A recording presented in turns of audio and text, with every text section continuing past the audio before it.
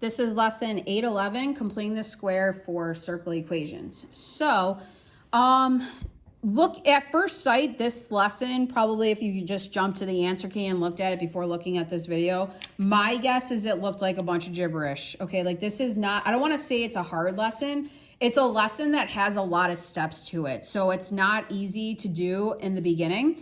Just like the partitioning a line segment, you guys know how like when you started that, it probably felt like a little hard at first, but then once you have the rhythm, it gets easy. This is the same thing, okay? What you guys need to know is this is on the SAT. This is another way that they ask circle equations on the SAT, and it's 100% on every SAT version in any SAT practice book that you will ever see.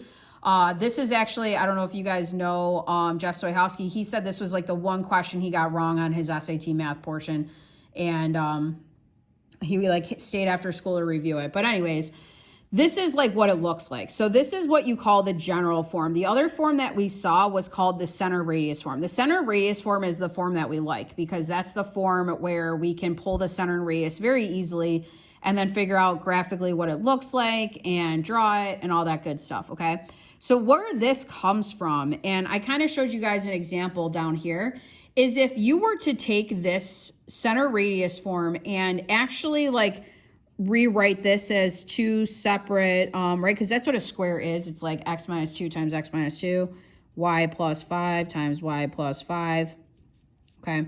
Then what they're doing is they're foiling, like they're distributing like FOIL. So like x times x is x squared, x times negative 2 is negative 2x, then negative 2x, then plus 4, and then they're foiling this out, okay? That's where they're getting these two things from. Then they kind of drop the parentheses, and then all they're doing is they're rearranging it. So then they're putting it x in the form x squared plus y squared. Then I have the minus the 4x, the plus 10y, and then they're combining this 425. That would give you 29, and then they're subtracting 9 on both sides and telling you it's 20. So in other words, this form, how you write it, it has to equal 0. So this is what you call the general form of the equation of a circle. So in other words, if we try to practice this right now, like kind of foiling it out and everything, because I think it's good to see it in both ways. It kind of makes sense then. So looking at this, this would really be x plus 1 times x plus 1 plus y minus 3 times y minus 3 would equal 16. So then FOIL means first, x times x is x squared, outer, x times 1 is an x, inner, x times 1 is an x, 1 times 1 is 1. Hopefully you guys remember this from Algebra 1. Okay, so then we have y times y is y squared. Then we have minus 3y plus 9 equals 16. So then I combine these middle terms like these two. So I have x squared plus 2x. Let's see. I guess I can add the 1 and the 9 together now. So plus 10 plus y squared minus 6y equals 16. So then I want to subtract the 16 over here.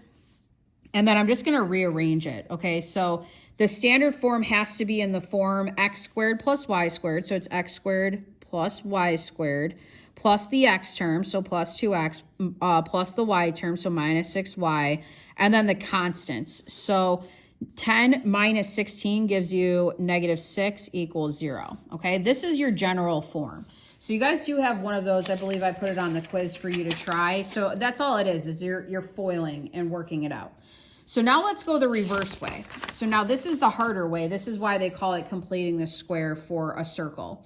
Now this page is going to be your best friend because this is going to break everything down for you guys step by step. So it's nice to have in front of you. Now you guys are going to see, like last year I had some kids that had this down in like 3 steps. They didn't have to write all 6. You're going to notice some easy ways to kind of cut corners on this to save yourself some time. So this is how we start. So going the reverse way, step 1 is you got to move the constant to the right side. The constant is the term that has no x or y to it. So I want to move this over, and I'm going to say minus 8, okay? And then just write what I have. So I have x squared plus y squared minus 4x minus 6y is equal to negative 8. That's step 1. That's an easy step. Sometimes this might already be moved over for you, by the way, so you don't even have to do it. Okay, so then this one, it says group the x-related terms together and the y-related terms together in parentheses and leave a space. So in other words, we want to put the x's together, so x squared minus 4x, but then you want to leave a gap, like leave a little bit of space next to it, and then add the y term, so y squared minus 6y, and then leave a space, and it's still equal to -8. Okay, so then it says take half the middle terms. Now this is the part that people forget about, is this part right here. So let me just rewrite what we have right now. So this is what we have.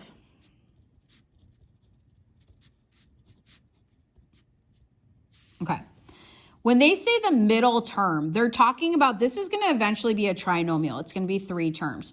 So you're taking this middle term. Now don't think of the negative, just the number itself. So you're taking the middle number, which is 4, okay?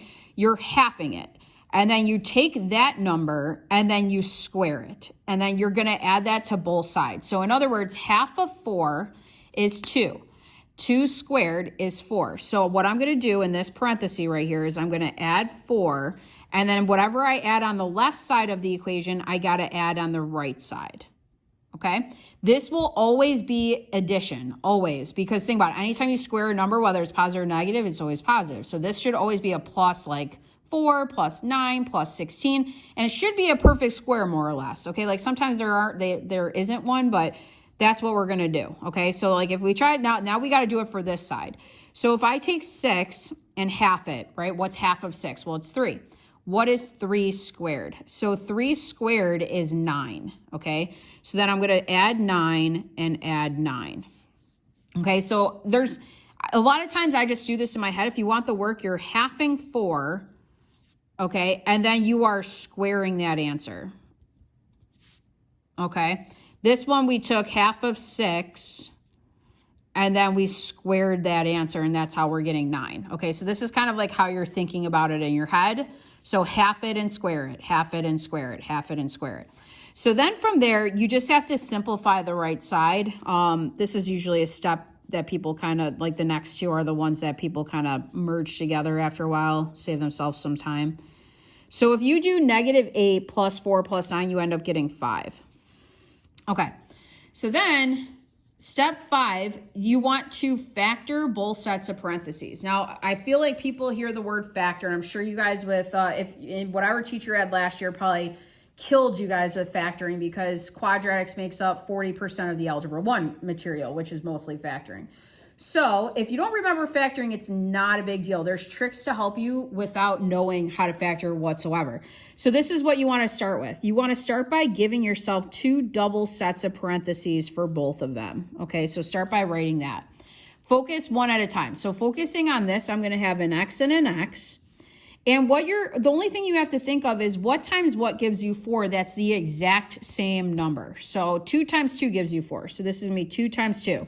How you get the sign is whatever this sign is the sign that's in the parentheses.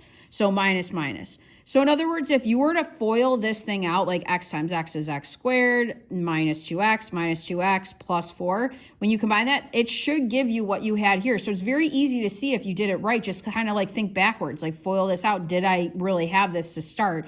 Vice versa. So the same thing this way. This one's going to start with a y and a y, not an x and an x. A lot of people make that mistake. It's y and y, right? Gives you y squared. 2 numbers that multiply to give you 9 that are the same number are 3 and 3. And since there's a minus sign, it's minus, minus. These will always be the same thing. That's what when they say complete the square, I feel like a lot of people think of an actual physical, like, shape of a square in their head. That's not what completing the square means. It means you're trying to write it in a way where 2 binomials can be squared, right? So 2 of them are the same multiplied together to get you what you started with as a trinomial. So that's why it's called complete the square. Like you're completing the square by adding these numbers to find 2 binomials that are the same so that you can write it like this, because now it's like just complete the square.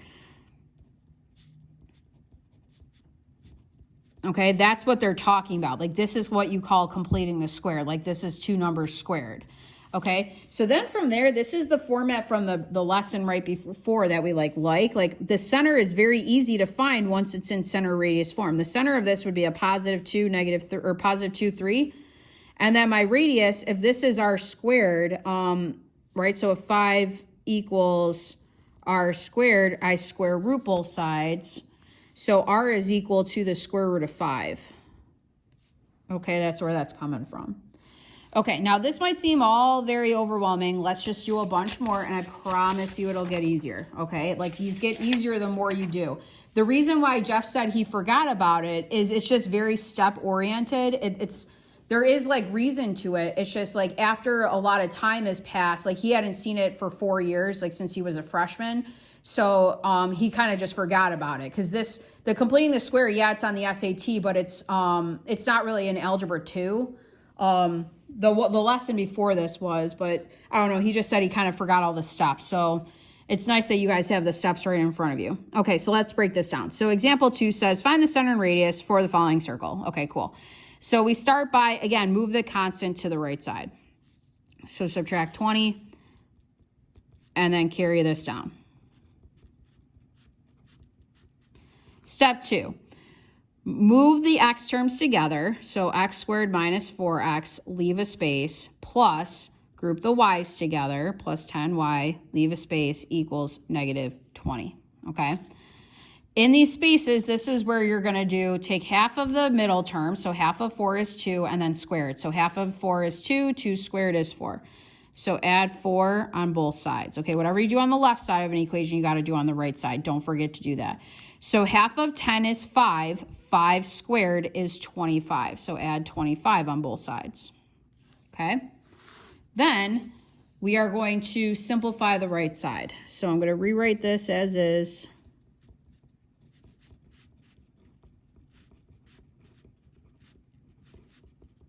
There we go. Then from there, you're going to factor. So set up 2 double sets of parentheses, okay, for both of those. So this one's going to have an x and an x. This is going to have a y and a y. So think of it this way. Like, I know what number times what number equals 4. What is the square root of 4? It's 2. So you're going to have 2 and 2. Since this is a minus sign, they're both minus, minus, okay? One number times itself gives you 25, or what is the square root of 25? Well, that's 5 and 5. Since it's plus, plus, this is both plus, plus. Again, these have to be exactly the same terms, okay? Like x minus 2, y plus 5, y plus 5. That way we can actually write it as a square. So complete the square. Okay, there we go. And the goal of this was to figure out the center and radius. So the center for this problem would be a positive 2, negative 5. If this equals r squared, your r would have to be 3, because 3 squared equals 9. And then this would be your answer. Awesome. Okay, now for the next one, I'm going to start skipping some of these steps. Like, for example, when I move this term over up here, like, I can actually kind of group the x's together all in one step to save myself a line. Same thing with factoring. If you guys know that these are going to be the same no matter what, you can kind of jump to this right away, okay? And a trick is, whatever this b term is if you half it, that actually gives you the term that ends up being in the parentheses. So that's another kind of pattern that will happen every time. Okay, so let's do another one. So this one says, find the center and radius for the following circle and then graph it. Okay, awesome. So starting with this, we start by moving the constant to the right side, so add 11.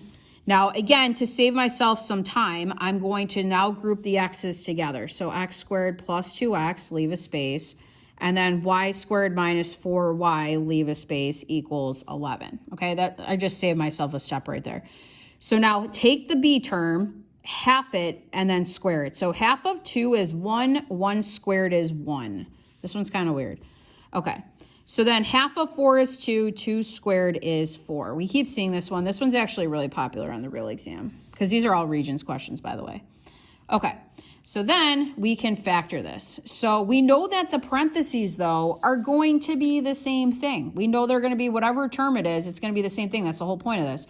So instead of having to write this step, I am just going to jump to this now, okay? Like, I know it's going to be 2 things that are the same multiplied together. So on this one, I'm going to end up having x plus 1 times x plus 1, or x plus 1 squared. Okay, this one I'm going to end up having y minus 2 squared. And then 11 plus 1 plus 4 is 16.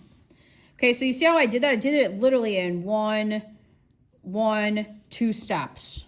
Bam, done. So then my center would be a negative 1, 2, and then my radius would be the square root of 16 or 4. So if I want to graph that, I go negative 1 up 2, and then my radius is 4. I don't feel like using the compass, then I'm just gonna, you guys see how I did that, by the way? I went left, right, up, down, and I plotted a point that was 4 away on each direction, and then I looped it. It kind of makes a circle. I mean, even this kind of looks crappy, but it kind of makes it easier to draw the circle that way. Okay, turn the page. Okay, we got 4 more examples. Okay, so this one, the only thing with this one that is kind of weird is, and this is important because the reason why I put this on here is on Algebra 1, they just recently had a normal like quadratic completing the square where it's not a circle, and they had decimals, and I'd never thought in a million years I'd see that, but my guess is if it happened on Algebra 1, it could happen on geometry, so I'm kind of just preparing you guys. So the first thing is you have to get rid of this constant in front if there's a constant. Like you can't have anything attached to the x squared or the y squared. So the first thing I can do, since all these terms can be divided by 2, I'm going to start this question by dividing every single term by 2, even the 0. So this would give you x squared plus y squared plus 3x minus 4y equals 6, or plus 6, woo, plus 6 equals 0. 0 over anything is 0. Okay. So now I can kind of start this problem. So again, I'm going to start by subtracting 6 on both sides, group the x's together, leave a space, group the y's together, leave a space. I have a negative 6 over there. Now this is what I'm talking about. Usually the other questions, if you look, the b was always even, like it's an even number. So when I halved it, right, I got a whole number. If I half 3, I get 1.5, which is kind of weird. So this one I will, like, you have to remember what happens with the parentheses. Like, every single time, it ends up always being, like, if I look back at the previous one, it always ends up being whatever the b term is, it's half of it. So half of 2 was a positive 1. Half of negative 4 was a negative 2. So there is a way to make a shortcut for this. If you wanted to see what it would look like, you could go like this in your calculator, and you could do half of 3, so 3 divided by 2, and then square that answer. So in terms of like what it looks like factoring wise, this would end up being a plus 2.25 on both sides. And then half of 4 is 2. 2 squared is 4. We did this one half a zillion times already. Okay. So this, when it factors, you're going to end up having x plus, and if you take the square root of 2.25, you're just going to get 1.5 again. So you get this, and then you would have y minus 2 squared equals, when I add negative 6 plus this, I end up getting a positive a fourth or 0.25, okay? So then from there, now I can figure out my center and radius. So my center would be the coordinate negative 1.5 comma 2. If r squared equals 0.25, if I square root that, so in my calculator, second square root of 0.25, 0.5 would be my radius. Okay, so here's my radius, here's my center. So I just wanted to show that because that kind of pissed me off when I saw the Algebra 1 Regents had one that was not even, because typically they don't ever show that. Okay, so that's one weird instance. This is another one. So if you guys notice, for example 5, we're missing something. So we have an x squared plus a y squared plus a y term equals a constant. So they actually skipped 2 steps. So the first thing that they did is there is no x term. Like there's an x squared term, but there's no x that goes after it. So whenever that happens, this is actually better for you guys. This saves you guys a lot of time because you don't have to complete the square 2 times. You only have to do it 1 time. And because this already, they added 7 on both sides, you don't even have to worry about the first step. Okay, so let me just write this first. So this is what they're giving me, right? You still group the x terms together. There's just nothing to do with the x squared. You just leave it. The y squared term would be the only one that you're going to complete the square for. So half of 6 is 3. 3 squared is 9. So I'm going to add 9, left side, right side. So still carrying the x squared down, okay, factoring this out. I end up getting y plus 3, y plus 3. So this is really x squared plus y plus 3 squared equals 16. So if you notice, look at the centers that they gave. There's a reason why all the x coordinates 0. It's because nothing's changing for the x. Like that's why it's not a plus or minus anything. So that's why there's all zeros here. So since y is plus 3, that means it's a minus 3. So I know I can eliminate choices 1 and 3. And if 16 equals r squared, then if I square root both sides, r would just be 4. So my final answer for that question is 2. So in other words, this is better because it's less work. I don't have to complete the square for the x term. So the same thing can happen for the y term. Like they sometimes don't give you a y. So keep that in mind. Okay, so we got 2 more. So looking at example 6, what are the coordinates of the center and the length of the radius of a circle whose equation is this? Okay, so another multiple choice. So they already moved the constant to the right side. So right away, all you have to do is group the x terms together, leave a space. Group the y terms together, leave a space. And keep that 23 over there. Half of 6 is 3. 3 squared is 9. So add it on both sides. Half of 4 is 2. 2 squared is 4. Okay. So then factor it. So I would have y plus 3, or I'm sorry, x plus 3, x plus 3. So it's just x plus 3 squared. This one I would have y minus 2 times y minus 2, or y minus 2 squared, and then this equals 36. So your center then, looking at my choices, are going to be a negative 3, positive 2. So either 3 or 4. And if this is r squared, r is going to be 6. Okay, and that would be your answer is choice 4.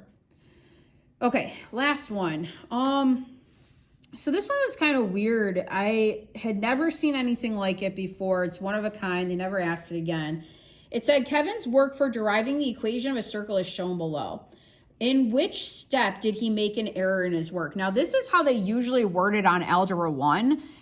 Like I said, I've never, in like 14 exams, I haven't seen them do it this way again. Maybe they were just testing it to see if it went over well. All you guys have to do is find the error in the arithmetic. It doesn't matter what the circle equation's happening. Like just kind of look step by step on arithmetic. So looking at the first one, this is where we started. Like they just pretty much started by distributing that -1. So you got negative y squared plus 20. So step 1 looks okay. So step 1, there's no error. So in step 2, what changed? Like what changed from this one to this one? And if you notice, what changed is on this side, it looks like they completed the square over here, like they half 4 and squared it, added 4. But the mistake they made is that they subtracted 4 on the left or the right side. So you can't go adding 4 on the left and then subtracting 4 on the right. It makes it extremely uneven. So in other words, the error of that question would be in step 2. Okay, so you have to do the same thing on both sides. So not even, like this is a really weird way of them doing it. Like they're still getting like this in the end. It's just, I always teach it just move all the terms over, but this was just find the arithmetic error. Okay, guys, that's it for this one. Thank you.